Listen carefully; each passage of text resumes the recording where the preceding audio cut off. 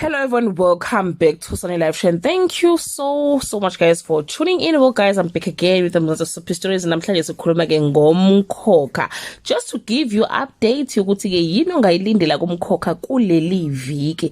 Hayi ibandla guys likakhulekani manje nayo liyabona ukuthi ke amandla asesusiwe kungoza wabo, and it frustrate the whole church, but kakhulu abantu ba frustrated ke laphana ke uNdlovu noma Mzobe.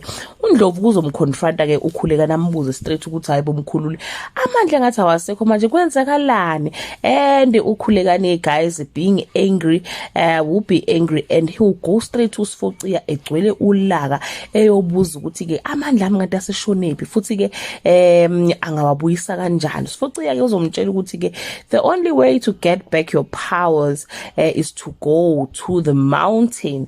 Ngapha guys uNdlovu na uyazama esayidini ukuthi hayibo mamzobe ziphi ikhwama zakho uthakatha ngazo nali ibandla liphela sinikungoza phela ayisebenzisa ukuze wazi ukulapha abantu ngokuthakatha ke manje ngoba phela amandla kaMthembu awasekho ke kuyi. Kuyacaca guys ukuthi ke ibandla aninandaba noMthembu alifuna iMthembu kodwa lifuna ke imangaliso. uSifociya yena as impimpi kaManzimande uzohamba ayobatshela ke oManzimande ukuthi ke ukhulekani uplan unyuke lentabeni, kodwa mangasayi lapha entabeni ngeke bathole ngisho uzipho lwakhe ngoba ngeke aze asinde, ngeke aze abuye uyofela khona ke entabeni. uManzimande benosiphamandla will try to stop him ukuthi ke angakhuphukeli entabeni, but ke ukhulekani bengikhulekani uzonyuka ngenkani living ibandla lakhe ke lisenkingeni ukuthi manje lizohola ubani.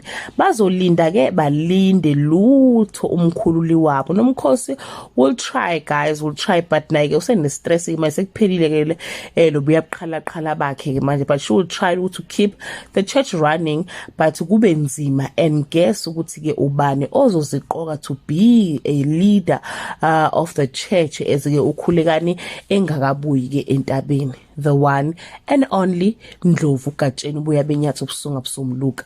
Zinjalo guys ezikangoza asazi ke noma uyobuya noma kuphelile ngaye, but ke knowing uMthembu he might come back and complete as a complete different person and work with uZamcolo. Asazi guys ke kokwenzekani ngoNdlovu noma Mzobe noMkhosi njengoba ke mase kuyophela inyanga amanye amalungu ebandla likakhulekani azobuyela ke kuZamcolo.